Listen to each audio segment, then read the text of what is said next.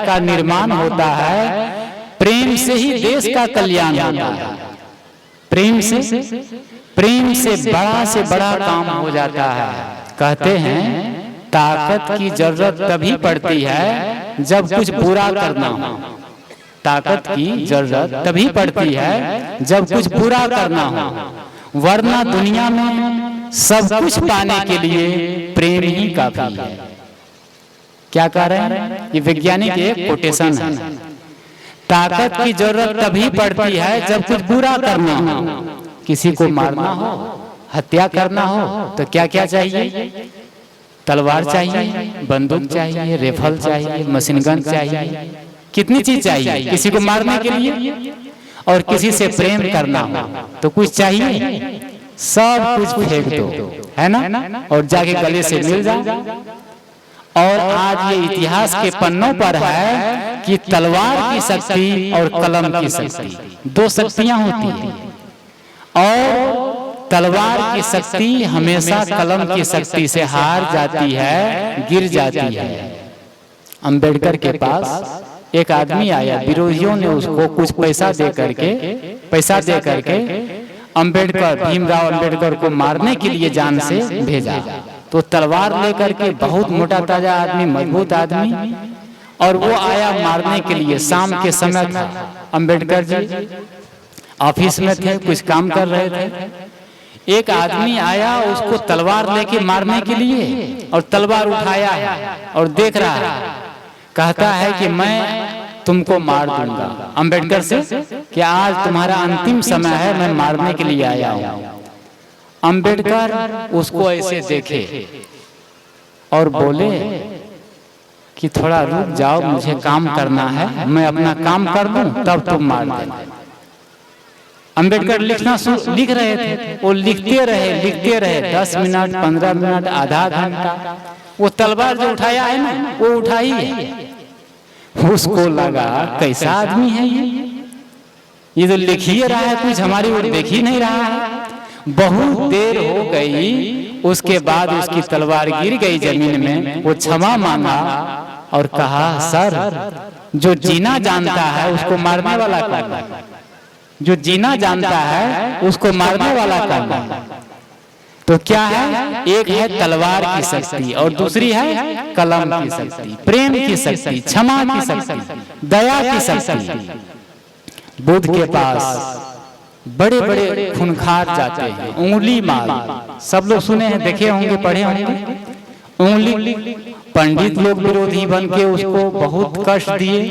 देवदत्त उसका चचेरा भाई था, वो जीवन भर पड़ा रहा मारने के लिए। और अंतिम में उंगली मार जंगल में वो जाके बुद्ध के कंधे पर तलवार रख देता है, कटार रख देता है। अब अंतिम समय है, बुद्ध मुस्कुराते हैं। याद रखिए, मारने वाले से बचाने वाला बहुत बड़ा होता है। मैं क्या कह रहा हूं कि तलवार की शक्ति और प्रेम की शक्ति, ये दोनों में सदा से लड़ाई चली है, युद्ध चला है। और तलवार की शक्ति, तलवार हमेशा जमीन पर गिरी है। तो बुद्ध मुस्कुराते हैं, कहते हैं तुम मुझे मारना चाहते हो तो ठीक है, मार देना, लेकिन एक काम करो। क्या? कहा कि जाओ इस पेड़ से एक डाली काट के ले, डाली तोड़ के ले आओ, पत्ता तोड़ के ले आओ। बुद्ध उंगली माल जाता है, कटार से वो पत्ता कहे थे लाने के लिए, एक बहुत बड़ी डाली ही काट लिया और डाली लाके सामने में पटक दिया।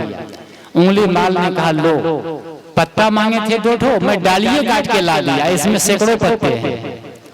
बुद्ध मुस्कुराया, कहे देखो ये काम तो तुम कर दिया, एक काम और करो। कहा क्या?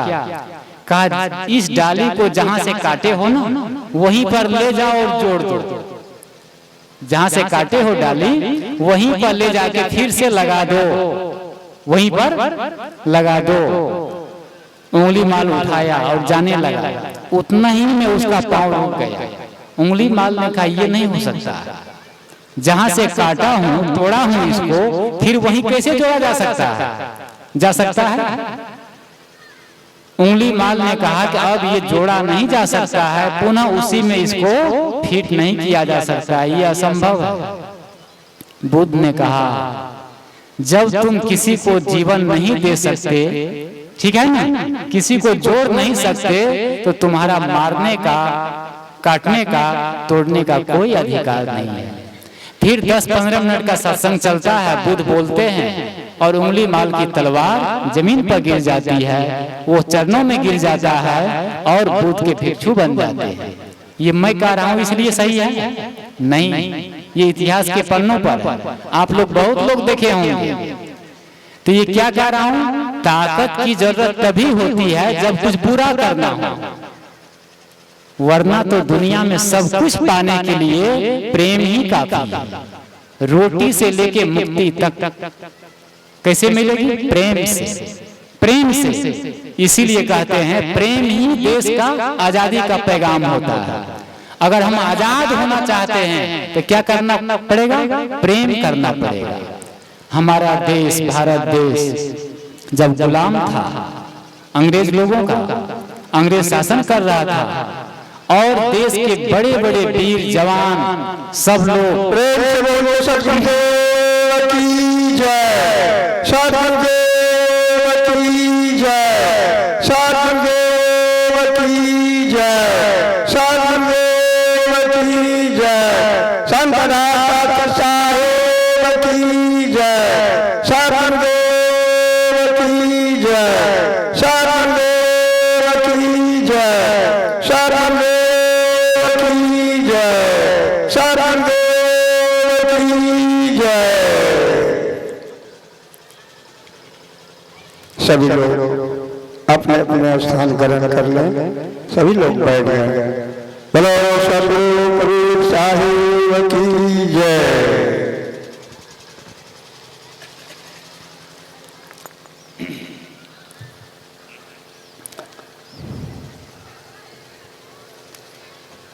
तो भारत सब लोग अपनी अपनी जगह पर बैठ जाएं। थोड़ी देर, ये समय सत्संग का बस थोड़ी देर में समाप्त हो जाएगा, फिर आज ही शाम को समाप्त हो जाएगा, कल नहीं मिलेगा। इसलिए जो समय है इसका लाभ लें, सब लोग शांति बना के बैठ जाएं। जब देश संघर्ष चल रहा था तो अंग्रेज गवर्नमेंट की, भारत आजाद होने के कुछ दिन पहले, भारत आजाद होने के कुछ दिन पहले अंग्रेज गवर्नमेंट की एक बहुत बड़ी मीटिंग थी, सभा थी। तो उस सभा में हजारों लोग एकत्रित थे और अंग्रेज लोग भाषण दे रहे थे, बोल रहे थे। उसके उनके बीच में गांधी जी भी थे, बापू गांधी, महात्मा गांधी भी थे। तो जनता की ओर से मांग हुई कि हमारे बापूजी महात्मा गांधी जी को समय दिया जाए। अंग्रेज लोग नहीं चाहते थे कि गांधी जी बोले, वो देना नहीं चाहते थे। और जनता बार बार मांग कर रही है कि हमारे बापूजी को भी थोड़ा समय दिया जाए, लेकिन अंग्रेज लोग ठुकराते गए, ठुकराते गए। जनता में हड़कंप मच गई, नारा लगाने लगे। अंग्रेज लोग जनता की मांग को ठुकरा नहीं सके और अंतिम में मजबूर होकर के वो अंग्रेज लोगों ने कहा कि ठीक है, हम महात्मा गांधी जी को 5 मिनट का समय देते हैं। कितने? 5 मिनट का समय देते हैं। महात्मा जी आए स्टेज पर और बोलना शुरू की, बोलना शुरू की। महात्मा जी जो, महात्मा गांधी जो थोड़े शब्दों में बोले, गिने हुए शब्दों में जो कुछ बोले, वो संजीवनी बूटी का काम कर दिया। महात्मा जी जब आए, गांधी जी स्टेज पर, तो बोले, सज्जनों और देवियों, देखिए गिन लीजिए आप लोग सब क्या बोल रहे हैं, सज्जनों और देवियों। ताश में 52 पत्ते होते हैं, आप लोग ताश खेलते हैं ना? क्या बोले कि ताश में 52 पत्ते होते हैं, उसमें एक पत्ता होता है एक्का, एक पत्ता होता है एक्का, और विजय हमेशा एक्का की होती है। इसलिए हम भारत देशवासी यदि एक हो जाएं तो हमें आजाद होने से कोई भी शक्ति नहीं रोक सकती। इतनी बात जब कहे तो तालियां बज गई, लोगों में एकदम नारा लग गया। और अभी 3 मिनट ही हुए थे, अंग्रेज लोग माइक खींच लिए, माइक छीन लिए गांधी जी से। सोचे 5 मिनट होते होते तो गांधी जी क्रांति के बीज बो देंगे। क्या कहे? एकता। यदि हम पूरे देशवासी एक हो जाएं तो हमें आजाद होने से कोई भी शक्ति नहीं रोक सकती। मैं क्या कह रहा था? संगठन, एकता। एकता यदि होती है, प्रेम होता है, आपस में सामंजस्य होता है, तो बड़ा से बड़ा काम भी छोटा हो जाता है और जल्दी हो जाता है। तो सबको चाहिए कि एकता से हम लोग जीवन जिए। ये जो सत्संग हो रहा है, इसमें कितने श्रम लगे हैं, कितनी शक्ति लगी है और परिश्रम लग करके 31 दिसंबर को हम लोग आए थे यहाँ श्री शंकरानंद साहब कुटी में यहाँ। और हर वर्ष ये लोग 31 दिसंबर 1 जनवरी नया साल में सत्संग करते हैं। देखो यहाँ बैठे हैं सीताराम बाबू और लोग, बक्सी बाबू और कितने लोग हैं, मैं सबका नाम नहीं जानता हूँ।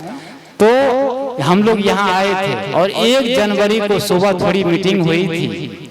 ये लोग हिम्मत हार रहे थे कि सत्संग कैसे होगा, कैसे हम लोग बोला पाएंगे। आज तक नहीं हुआ इस कौवा खो में, ऐसा कार्यक्रम आज तक नहीं हुआ। सब मतलब निराश थे। मैंने कहा होगा, अच्छा होगा, सब बढ़िया होगा, आप लोग हिम्मत रखिए। और थोड़ा बोले कहे और ये लोग सब चल पड़े और सब होते होते देखिए सब बढ़िया हो गया, हो रहा है।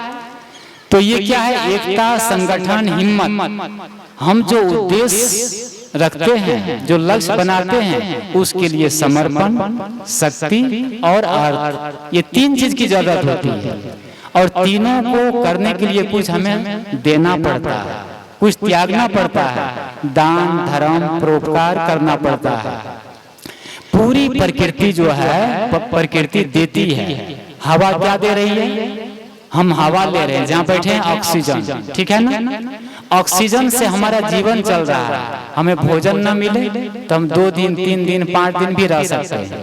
पानी न मिले तो भी 24 घंटा, 3 दिन रह सकते हैं।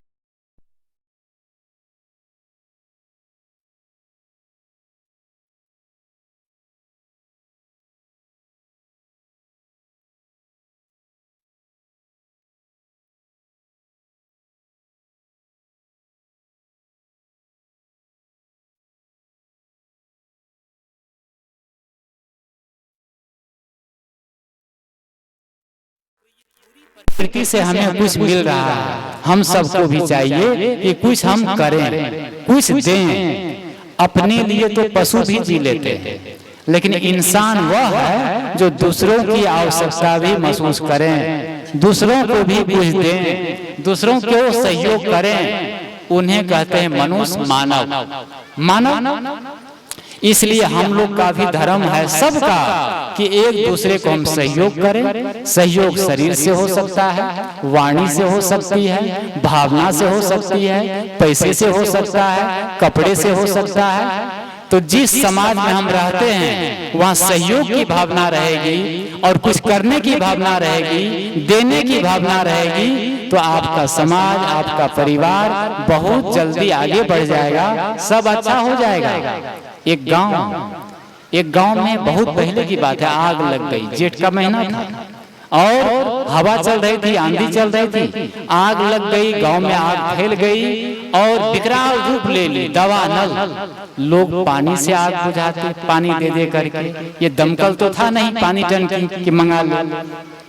आग बुझी नहीं, आग बढ़ती गई।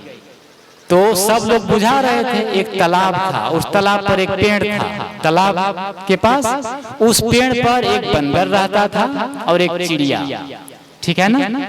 तो वो चिड़िया जो थी छोटी सी, वो तालाब में जाती, पानी लेती और आके वो आग पर डाल देती उड़ उड़ करके। वो दिन भर ऐसा ही करती रही और फिर रात भर, दिन भर, 2 दिन बीत गए, बंदर से रहा नहीं गया।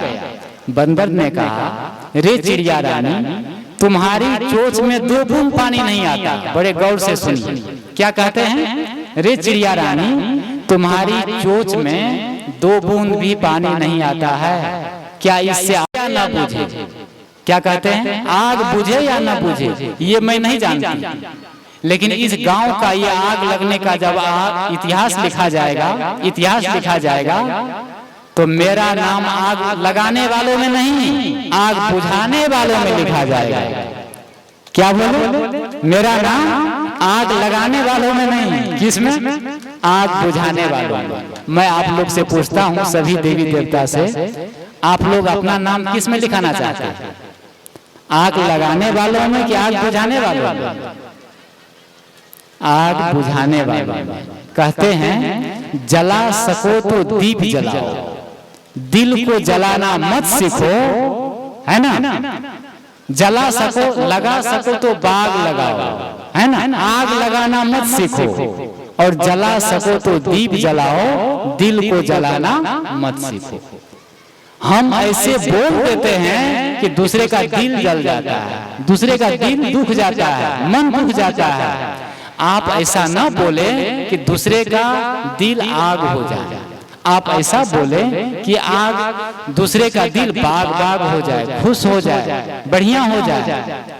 तो क्या है, यदि हम एक चिड़िया क्या बोले कि 2 बूंद पानी डाल रही है तो उसका नाम आग बुझाने वालों में आएगा। परिवार के सब लोग, समाज के सब लोग कागा से हंस हो जाए, ये जिम्मेदारी आपकी नहीं है, हमारी नहीं है, ठीक है ना? सब लोग कागा से हंस बन जाए, ये नहीं हो सकता है, लेकिन हंस बनाने की प्रक्रिया हमेशा चालू रखना चाहिए, हमेशा ये प्रोग्राम चलते रहना चाहिए। तो यहाँ कहते हैं कि हमें शुभ काम करते रहना चाहिए, अच्छा काम करते रहना चाहिए। तो मैं क्या कह रहा था कि देना दैविक है, देना कुदरती है, देना प्राकृतिक है। इसीलिए ऋषि ने कहा कि श्रद्धा देयम्, अश्रद्धा देयम्, श्रिया देयम्, धिया देयम्, संविदा देयम्। मतलब श्रद्धा से दो, और वचन दे दिए हो इसलिए दो। लोग का श्रद्धा नहीं है तो का श्रद्धा नहीं है तो अश्रद्धा से दो, देते देते श्रद्धा हो जाएगा। अब देने का मतलब ये नहीं कहता, ये बात नहीं है कि पैसे ही दो, चावल ही दो, कपड़े ही दो, बहुत चीज देने के लिए है। प्रेम दे सकते हैं, दुआ दे सकते हैं, खुशी दे सकते हैं, हंसी दे सकते हैं। किसी के ओंठ पर, किसी के चेहरे पर आप मुस्कान दे दिए तो समझिए ये बहुत बड़ी चीज आप दे दिए। सही है ना? कुछ है या नहीं है? लेकिन हर इंसान के पास मीठी वाणी है कि नहीं? और मीठी वाणी यदि आप बोलते हैं तो सोचिए आप बहुत धर्मात्मा है, बहुत पुण्यात्मा है। तो सबको मीठा बोलना चाहिए। मीठा सबसे बोलिए, सुख उपजे चहो, वशीकरण यह मंत्र है, तजिए बचन कठोर। कबीर साहब की माँ अमरवाणी है कि मीठा सबसे बोलिए। अगर हम मीठा बोलना शुरू कर दे तो हमारा परिवार, समाज क्या हो जाएगा? स्वर्ग बन जाएगा। एक छोटा सा मैसेज कह के मैं बंद करूंगा। साहब जी विराजमान है। तो ये देने की बात जो है, यदि हम थोड़ा देते हैं तो उसके बदले में बहुत कुछ हमें मिलता है, बहुत मिलता है। एक लड़का था 12 साल का, उसका पिता का शरीर छूट गया था 7 साल की उम्र में। बच्चा 7 साल का था तब पिता का शरीर छूट गया, और जब बच्चा 11 साल का हुआ तो उसकी माँ का भी शरीर छूट गया। माँ का शरीर छूट गया, न तो ननिहाल में कोई था न ददिहाल में कोई था। बच्चा क्या हो गया? अनाथ हो गया, अनाथ हो गया। पढ़ रहा था स्कूल में, वो अनाथ हो गया। न तो ददिहाल में कोई है न ननिहाल में कोई है, अनाथ हो गया बच्चा।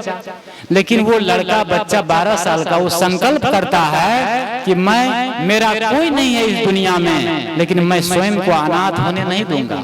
वो बच्चा संकल्प करता है कि मैं अनाथ होने नहीं दूंगा।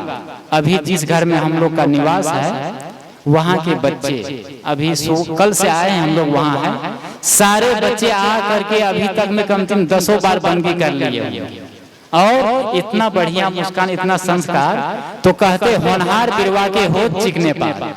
वो लड़का बच्चा कहता है कि मैं अपने आप को अनाथ होने नहीं दूंगा। बच्चा स्कूल जाता, पढ़ के आता, और छोटा 12 साल का वो मार्केट निकल जाता, शहर निकल जाता, किसी सेठ की दुकान में झाड़ू लगा देता, कोई सामान खरीद लेता, बेच देता, कुछ काम कर देता। काम कर देता तो कुछ पैसे मिल जाते, 2-4 रुपये, उससे चावल खरीद लेता, सब्जी खरीद लेता, आ जाता, बना के खा लेता, सो जाता। सुबह होती फिर वो चला जाता पढ़ने के लिए।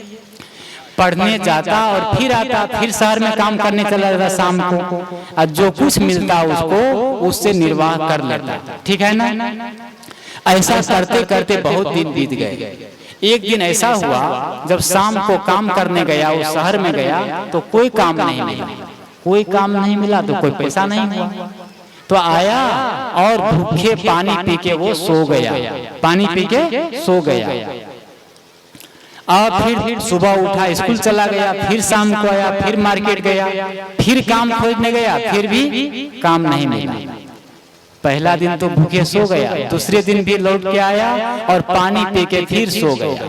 तीसरा दिन फिर वो स्कूल गया, फिर शाम को गया काम खोजने के लिए, फिर काम नहीं मिलता।